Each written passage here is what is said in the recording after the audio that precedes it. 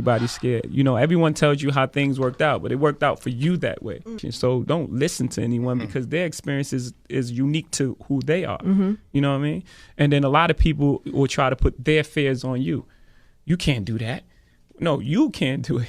Right. You know what I'm saying? So they just projecting. They're putting things that they don't believe that they can do on you. These are people that come from the same place that I come from. And we're talking about Can I Live? And I'm singing that song and people are looking at me like, I understand. I feel you. Do you understand how much you've affected my life? Or people that listen to my albums that get them through situations, you know, and even illegal activities, if we're being honest, you know.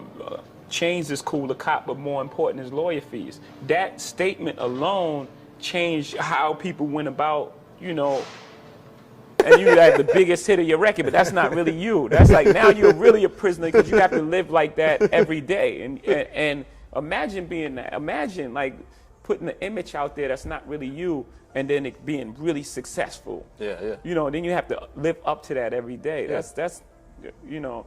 And I never wanted to be that, and I certainly don't want to be the guy who gets successful and then just pulls away and just, you know, I can't go out, I can't have a bite to eat, I can't, you know, walk to the store, I can't. Nah, that's not going to happen. They're movements. Right. I've heard this many times. This is not me just saying this. I've heard people come to me like, man, that line was so powerful for me. It made me put things in perspective. I had a 600 Benz that I was driving up to the projects to my mother's house, but I didn't have any lawyer money, and you know it made me prioritize and think you differently. know, my identity, who we are. This is Rockefeller. You know, we love you, Def Jam, and thank you, Universal. But this is Rockefeller. Yeah. You know, we've been doing that from day one. So I'm well versed in that fight. So I don't have any fear. I don't have any fear with working with Samsung. You know, because I'm not gonna let them, you know, put a phone on my forehead. That's just never gonna happen. Yeah. There's a knowing in being an artist. There's a knowing. You can't guess. You can't think. There's a knowing. You have to know that even if it doesn't work today, tomorrow, there's artists that I play that weren't popular at the time that I play more than I play current artists. Shuggie Otis, I suggest you just go look up Shuggie Otis. It was amazing. At the time, that was, you gotta know Shuggie Otis? And at the time, it wasn't this hugely popular thing, but I think I think when it all is said and done, it's like that era when art and music were one. You know, when Basquiat was hanging out with Madonna and Fab Five Freddy and all those worlds were colliding, because people have to realize, you know, hip hop and the arts was like this, because we both were outcasts. We wasn't allowed inside the galleries or inside of Yankee Stadium. We were both outcasts. You know, we were writing on the street and making music. It was one thing. But then art got into the galleries, and then hip hop almost disassociated with it, because it's like, oh, it's this bourgeois thing. It became something else. We would play that music more than any other music, right? So you have to have this knowing that, okay, it may not work today, it may not work tomorrow, but this is the right thing, and this is what I'm doing, and this is what's feeding me. So that would be the best advice that I can give you. That knowing, just believe in what you're doing, and if you don't believe in it, then you're not doing it. You haven't figured out the thing that you do best yet. When you feel it and when you know, no one can tell you. You only have to be right once. You know, my uncle, he was telling me, like, my uncle said I'd never sell 1 million records. I sold 1 million records like 1 million times. You know, so he was, I'm sure I'm his nephew. I don't think he meant any malice. He wanted the best for you, but he just was didn't projecting believe. his fears and things that, are you crazy? How are you going to do that? How? You know, I'm sure there's things that I do now that he can't believe that I was able to accomplish. But he couldn't even see it at the time. So he was just projecting, putting his fears on me. So the whole thing is just, you know, and always believe you're great, even before anybody else believes it. I had the track and the hook to Holy Grail, you know, way back then. You know, so I can't say I officially started then. I had pieces of music and ideas. And then, you know, when Timbaland and we caught that vibe, then it was a pretty short period of time. It was over a couple weeks. It was over, you know, maybe 2 weeks, maybe 3. Let's just say 3 weeks, and it was done. You know, most people that was successful growing up from where I was from never came back. So it was never a dialogue on how'd you do it, what happened. There was no mentoring program there. There was no going back and grabbing a person and teaching them trade or, what it is that you do, and then that person go back and grab 2 people, and then, and it goes from there. So I figured I'd start with school. My first album came out, I was 26, and I had seen so many things in the street. So my attitude was like, man, I've seen so much, and I don't have anything to prove. I know who I am. I'm a very self-aware person. So when you're self-aware, even when you're dealing with someone's ego, you know when to allow it to, you allow their ego to live in its own space.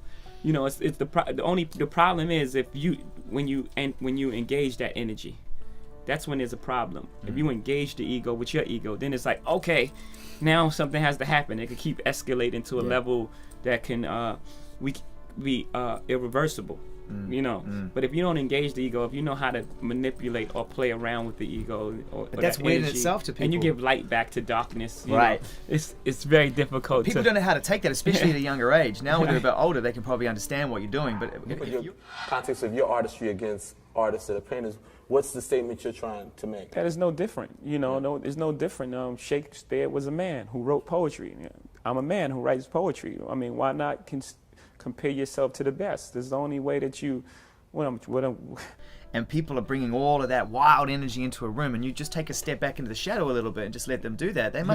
They would almost take offense to that. Why are you playing along? Why aren't you getting involved in this? Did you have experiences like that where people thought, I don't know how to take Jay, I don't know how to deal with Jay, he doesn't engage with us on that level? Yeah, I'm sure, and a lot of times what that also can be, you can misinterpret that as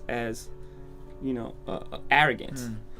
In its own way. If someone doesn't engage you in the way that you believe they should, then people's like, he's arrogant. He's act like he's above everybody. Like, no, I just don't want to argue with you about stupid shit. I just really don't have time to argue. You know what I'm saying? Yeah.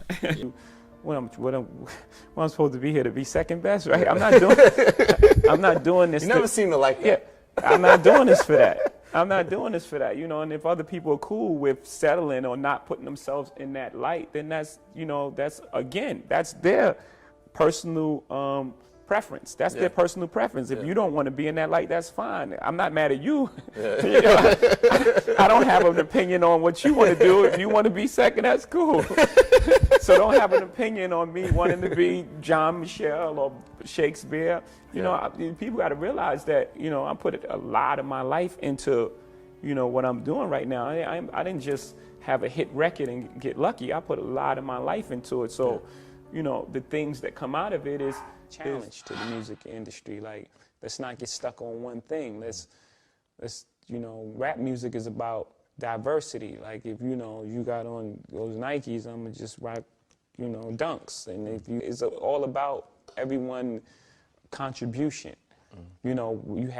Before you had Tribe, Ice Cube, Public Enemy. At the same time as Digital Underground, it was just so many different. And I had every album. It was all different types of sounds and approaches, but it was still great music. I'm not just, auto-tune is bad. There are songs that have auto-tune that I love, but when everyone jumps on this bandwagon and everyone tries to make the same exact record. I mean, I heard that record from T-Pain. I liked it. I don't want to hear it 100 times from 100 different artists. Like, I want to hear different stuff. Like, I got a couple cameras in my face. I can deal with that. Yeah. It's just like the whole thing. You go through it like, this is terrible. I can't even take my daughter to the store. And then you wait a minute. Let's put it all in perspective. It's not like a real problem. Like, people have real problems. Like, your son may go out and not come back. You want to unleash that talent, your mind lets it go, because it's there. You have to have the belief that when you draw from that well of talent, that it's going to be there. You have to have that belief that when you go into the basket, no one that's on that court can stop you. When everyone's on the court, they're coming for you. When the opposing player walks into that arena, they're thinking about upstaging you. You're like a trophy to them. They're thinking, if I'm better than this guy, the spotlight turns on me. So you're a superstar because you're a marked man, everyone's coming.